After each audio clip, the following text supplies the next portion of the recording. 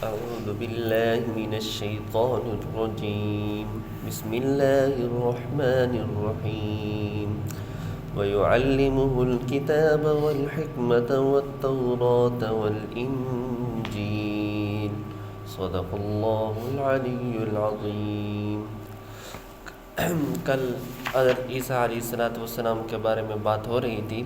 جبریل امین نے آ کر حضرت مریم علیہ السلام کو خوشخبری دی کہ آپ کا بیٹا پیدا ہوگا، تو انہوں نے کہا کہ کیسے پیدا ہوگا؟ تو جبریل امین نے فرمایا اللہ کی حکمت و قدرت میں ہے، تخلیق میں ہے، اللہ رب العزت آپ کو بچہ عطا فرمائے گا۔ تو پھر یہ بھی پڑھا تھا جب بچہ پیدا ہوا تو بچے نے خود بولنا شروع کر دیا، یہ بھی قدرت کی نشانی تھی، اللہ رب العزت نے ظاہر کر دی۔ اس جو ابھی میں نے آیات پڑھی ہے، اس کے اندر اللہ رب العزت نے حضرت عیسیٰ علیہ السلام کی صفات کو بیان فرمایا۔ کیا بیان فرمایا؟ وَيُعَلِّمُهُمُ الْكِتَابَ وَالْحِكْمَةَ، ہم نے آپ کو کتاب اور حکمت عطا فرمائی۔ اور اس کتاب سے کون سی کتاب مراد ہے؟ حالانکہ تورات اور انجیل کا ذکر آگے ہے، اس سے کون سی کتاب مراد ہے؟ حضرت عیسیٰ علیہ السلام پر انجیل نازل ہوئی تھی، اور حضرت موسیٰ علیہ السلام پر تورات نازل ہوئی تھی۔ تو اس کتاب سے مراد کون سی کتاب مراد ہے؟ بعض حضرات نے یہ لکھا کہ اس کتاب سے مراد تمام امور دینیہ ہیں۔ بعض حضرات نے یہ لکھا کہ اس کتاب سے مراد اللہ رب العزت ان سے یہ فرما رہے ہیں زبور کا علم ہوگا۔ بعض حضرات نے یہ لکھا کہ اس سے مراد احکام اور سنت ہے۔ بعض حضرات نے یہ لکھا اس کتاب سے مراد قرآن مجید کی تعلیم ہے۔ بعض حضرات نے یہ لکھا اس کتاب سے مراد ان کو پڑھنا لکھنا سکھایا، کیونکہ آپ صلی اللہ علیہ وسلم کے سے پہلے آنے والے جتنے بھی انبیاء تھے ان کو اللہ رب العزت نے پڑھنا لکھنا سکھایا ہے۔ لیکن ہمارے پیارے جناب نبی کریم صلی اللہ علیہ وسلم فداک ابی و امی یا رسول اللہ، یہ جو اللہ رب العزت نے ان کی صفت میں کیا رکھا تھا؟ ان کو پڑھنا لکھنا نہیں آتا تھا۔ ہم کہتے ہیں نا ہمارے نبی امی نبی ہیں، آپ صلی اللہ علیہ وسلم پڑھنا لکھنا نہیں جانتے تھے۔ ایسے نہیں، ہم اللہ اکبر ایسا کبھی نہ سوچے ہم جیسے وہ تھے ان کو پڑھنا لکھنا نہیں آتا، ہم سے بہت زیادہ آگے تھے۔ وَيُعَلِّمُهُمُ الْكِتَابَ وَالْحِكْمَةَ، اس سے یہ مراد ہے کہ اللہ رب العزت نے عیسیٰ علیہ السلام کو لکھنے کا علم دیا۔ بعض حضرات نے یہ فرمایا اس سے مراد قرآن مجید کی تعلیم ہے، اور حکمت سے مراد دنائی ہے، سنت ہے، کیونکہ ہمارا یہ عقیدہ ہے کہ اللہ رب العزت نے تمام اہل اسلام کا یہ عقیدہ ہے کہ حضرت عیسیٰ علیہ السلام کو اللہ رب العزت نے زندہ آسمانوں پہ اٹھا لیا ہے۔ ہمارا یہ عقیدہ ہے، صحیح ہے نا؟ یہ ہمارا عقیدہ ہے کہ اللہ رب العزت نے عیسیٰ علیہ السلام کو زندہ آسمانوں پہ اٹھا لیا ہے۔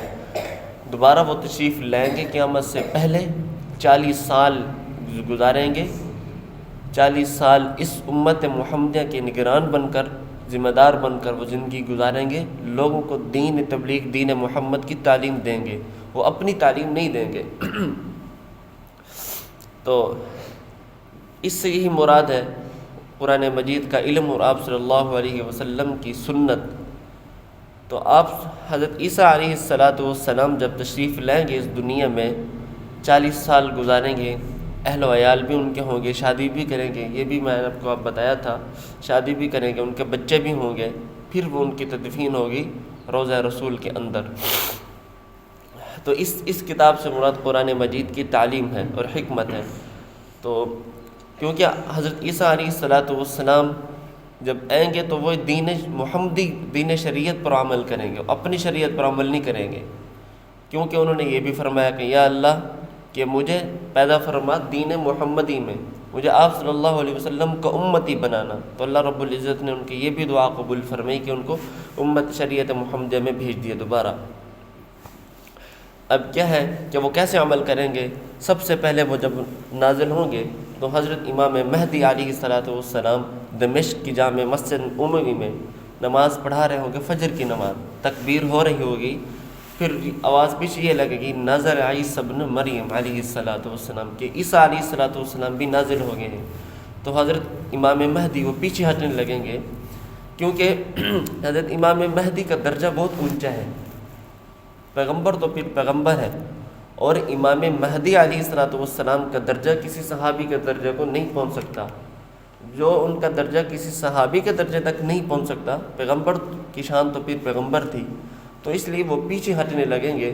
تو حضرت یہ بھی لکھا ہے، حدیث مبارکہ میں آتا ہے کہ حضرت عیسیٰ علیہ السلام امام مہدی علیہ السلام کے کندھوں پہ ہاتھ رکھیں گے، نہیں آپ پڑھیں، میں آپ کے پیچھے اقتدا کرتا ہوں، آپ امامت کریں۔ تو فجر کی نماز امام مہدی علیہ السلام کے پیچھے پڑھیں گے، باقی 5 نمازیں یہیں دمشق کی جامع مسجد میں حضرت عیسیٰ علیہ السلام پڑھیں گے۔ اور حضرت عیسیٰ علیہ السلام کی پہلی شریعت میں 2 نمازیں فرض تھیں، اور اس امت میں 5 نمازیں فرض ہیں، تو یہ شریعت محمدیہ پر عمل ہو گیا نا، وہ 5 نمازیں ادا کریں گے۔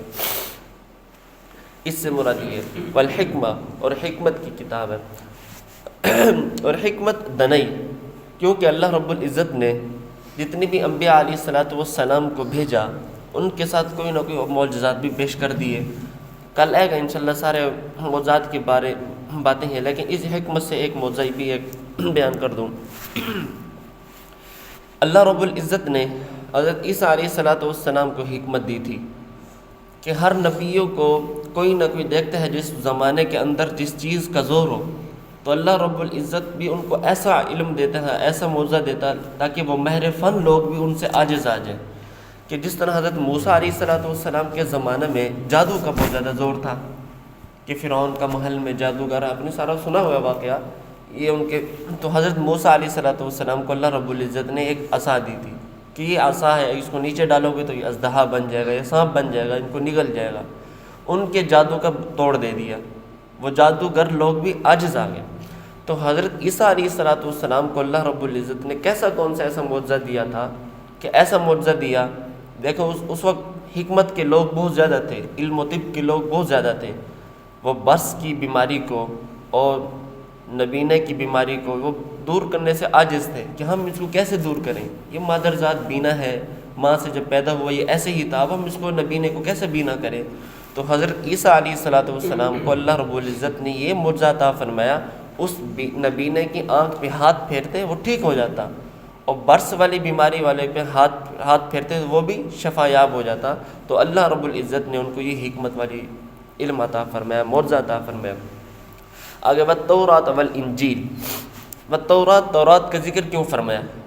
حالانکہ یہ تورات تو حضرت موسیٰ علیہ السلام پہ نازل ہوئی، اس کا یہ سمجھ لیں یہ جو تتمہ ہے اس کا، تورات انجیل کا تتمہ ہے۔ تتمہ اس کی مثال یوں سمجھ لیں کہ جس طرح ایک اخبار ہوتا ہے اور ایک ہوتا ہے زمیمہ۔ زمیمہ کہتے ہیں جس کے اندر موٹی موٹی خبریں ہوں، تفصیل نہیں ہوتی، بس موٹے موٹے خبریں ہوں، اس تفصیل کی طرف اشارہ کرتا ہے، یعنی کہ ایک انسان پہلے کوئی خبر کوئی مضمون وغیرہ پڑھ لے نا، وہ سارا مضمون پڑھ لے، اب اس کے سامنے کوئی ہیڈ لائن کی سرخی آ جائے، کوئی نہ کوئی عنوان آ جائے، وہ فوراً سمجھ لیتا ہے ہاں یہ اس واقعے کی طرف اشارہ کر رہا ہے۔ تو یہ انجیل کے اندر بھی ایسے موٹے موٹے قانون تھے، موٹی موٹی باتیں تھیں۔ تورات کا ذکر کیوں فرمایا؟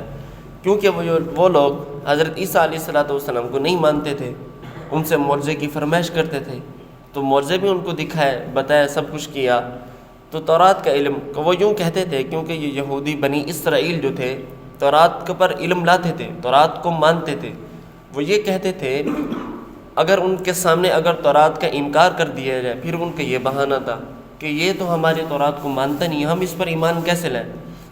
تو حضرت عیسیٰ علیہ السلام نے ان سے فرمایا کہ بھائی یہ تمہاری جو کتاب ہے تورات، اس کو بھی مانتا ہوں، میں بھی نئی شریعت لے کر کوئی نہیں ہے، بلکہ اس کے اندر جو چیزیں وہی لے کر آیا ہوں، اللہ اور اللہ کے رسول کا، میں اللہ کا بھیجا ہوا بندہ ہوں، تو میں وہی شریعت بتا رہا ہوں، کوئی ایسی اس کے مخالف تو نہیں ہے، جو چیز میں تمہیں بتا رہا ہوں اس تورات کے مخالف نہیں ہے، بلکہ اس کے اندر ہی چیزیں موجود ہیں۔